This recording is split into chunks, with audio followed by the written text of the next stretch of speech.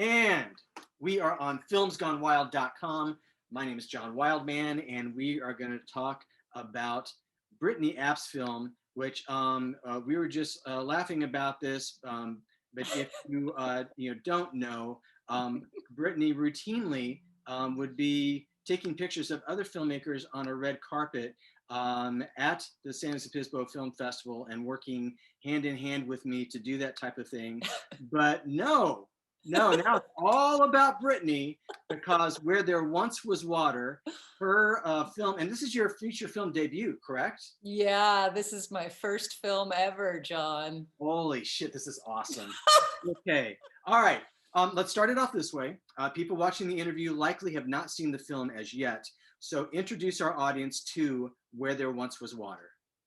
Where There Once Was Water is a feature-length documentary film. It is focused on the water issues we face here in California. I like to say that the film is a song for the sacred in all of us. It's a very hopeful, poetic glimpse into solutions that are already working to heal water cycles, to heal our own relationships with water, and hopefully to have a more resilient future for us all going forward. Here is what I really, really appreciated about the movie. We've got a few in this festival call for action documentaries, and this is a call for action documentary. But because your personality is all over this damn film, it is not a strident, write to your congressman, here's the website, that the talking head after talking head.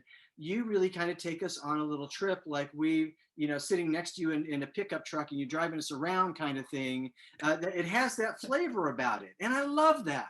Because too often, I do like the Earth X Film Festival, and so I'm well versed in environmental documentaries, and I'm also well versed in trying to get people to watch these freaking movies, and and to go, listen, I know it's good for you, but it's also entertaining.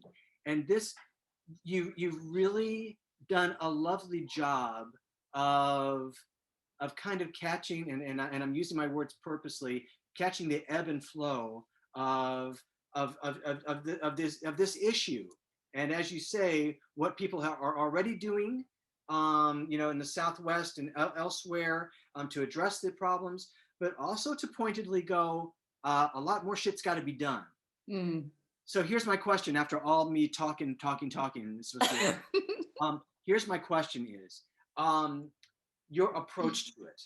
Now, did you map this out and then say, well, I need to plop in some footage here, I need to plop in an interview there, what have you? Or this is what I'm guessing is, because I know you, I know and I love you, that you just sat out with the camera and going, you know something? I know this thing is happening. I'm going to catch some footage and see what happens.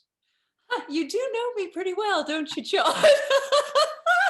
I went, this photo project that I have been working on is, I don't think still photos quite do it justice. So maybe it needs to be bigger. Maybe we need to talk about this issue. Maybe this needs to be a film. I've never done that before. Maybe I should try that.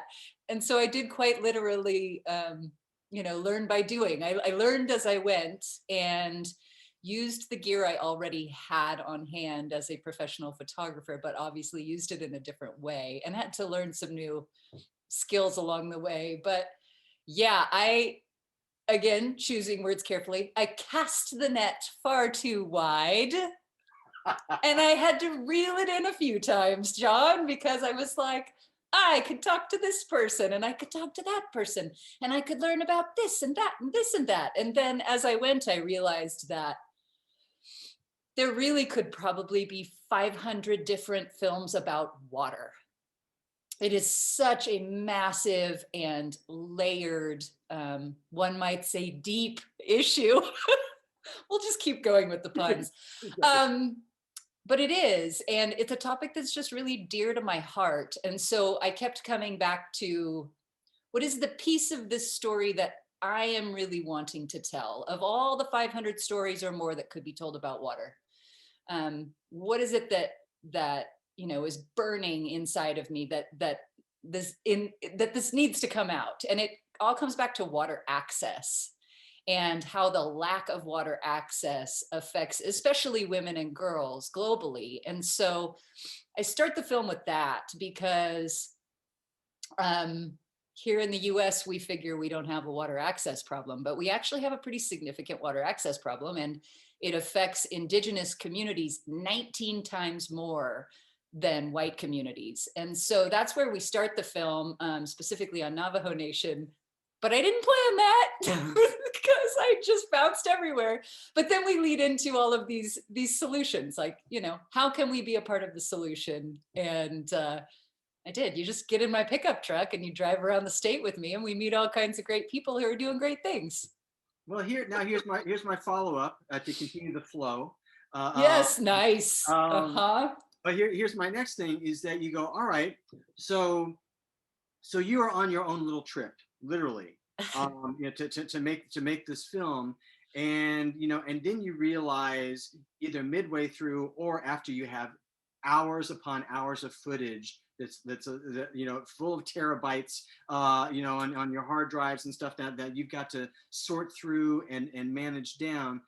You realize, well, listen, this is my first feature. Nobody wants a 9-hour first debut feature from Brittany App, right? They don't. So then you've been educating yourself as you've been going along, but then how did you talk about the decisions, the hard decisions you were making of going, I would love to include this interview, but something, it's this part that I really need to underline and bold and point an arrow to and focus on.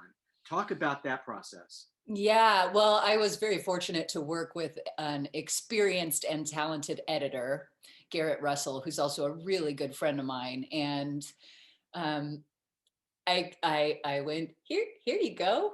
Here you go, Gar. Here's 100 and I don't know how many hours of footage. Here's a whole bunch of interviews that went on too long where I forgot to set the white balance properly. Here you go. Good luck. Godspeed. Right. And then he would make selects and we would sit down and talk about it and repeat. And so as we went, there were whole vignettes, there were whole conversations, there were whole trips I took that just got cut. And because nobody wants a 9-hour film. And it wouldn't have been as strong, right? If it was too long and it just kept going and going and I was trying to touch too many pieces of the film, we would never get a chance to actually connect with anyone. So we tore this thing apart and put it back together probably 4 times in a very significant way. And a lot of that also came from doing feedback screenings. So I decided to make myself and my film incredibly vulnerable. It was a painful and very helpful process to gather together a big group of people and say, here's a rough cut. It is rough, but it's headed in the right direction, I think. But what works for you, what doesn't, what do you love, what do you hate, where are you confused, what is boring, what is missing?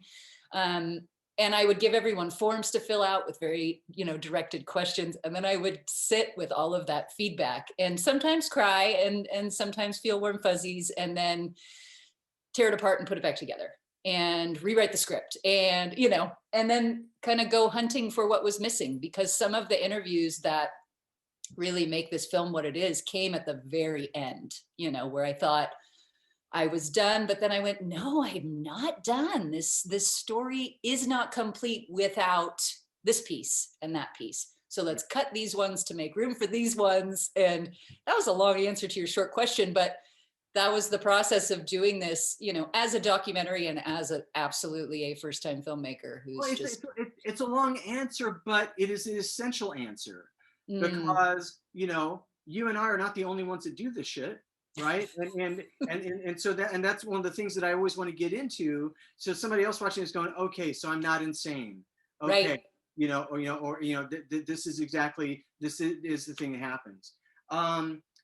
the last the last question I had for you, because we have other people here to talk to and stuff, but you are so tied into this film, and you're doing the voiceover for this film. Your personalities, it's like you're just fused with this film, like like a symbiote, you and this film are just tight together.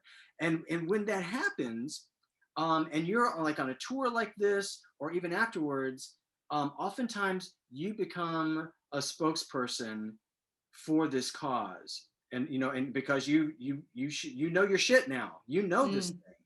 So my question for you is that, uh at one point, have you considered that? And if you have, at one point did you consider that, going, if I do a film festival tour or what else, that that I'm going to be trotting out there, and and I'm going to be doing Q&As, I'm going to be doing interviews, people are going to be asking me like I'm the voice of authority on this Mm. topic.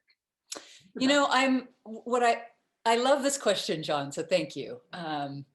I I am happy to be of service to the water. It is really what I want to do with this film, is to try to be a voice for the water. The water can't speak, or maybe just most of us cannot hear what it is saying and asking of us. And I feel like I've already been vocal kind of in this world for a while, because as the somewhat crazy person that I am, I decided years ago to ride a bicycle across the United States to raise money for little girls who don't have water. And we raised a bunch of money, and it was a crazy trip, and we blogged about it, and we made a web series. And so from that, I ended up doing a lot of Q&As and presentations, and I got invitations to Rotary groups and on and on. And so I have had some experience with, talking about this work, talking about water issues, and I'm happy to do it. And it really, this is a total passion project for me. And I've learned so much through it, and I'm still hopeful even within the mess that we find ourselves in. And I think if we can all, find a way to have a personal relationship with water, that we're going to be in a better place. Like, none of us can survive without water. And so if that's the only message I get across, great. Or if I'm able to help little girls and anyone around the world who doesn't have access to clean water, I will do whatever I can, and do as many Q&As as I can to help that. And some of the work that has already come from this is exactly the work I want to be doing in the world. I was invited to be the photographer on a big project called Close the Water Gap. And it's a qualitative analysis of 6 hotspots in the US that still today people are living without clean running water in their homes. It was crazy to go visit these places. There's no water that comes out of the sink, and there's no wastewater treatment. And this is like in West Virginia in 2020 or 2019, whenever it was, we were allowed to travel back in those days. So, I'm really thrilled that by working on this film, it is directing me towards work as a photographer that really resonates with my being, and really, connects me to why I feel like I'm here on this planet. So I'm ready. I will do my best. And I will always try to, lift up and center the voices of Indigenous people and Indigenous women, especially when it comes to the issues of water, because they are the ones I have learned the most from. And they are really the ones that we should be listening to and leaning into going forward. And at some point, I'll be there going, red carpet. Come on. Your camera. Hurry up. Get back to work. Oh, okay. Again, the title of Where There Once Was Water. We've been talking with Brittany App, the director. The film is screening at San Luis Obispo International Film Festival. And I've had more fun on this interview than I should have been allowed. Me too. Thank you. Okay.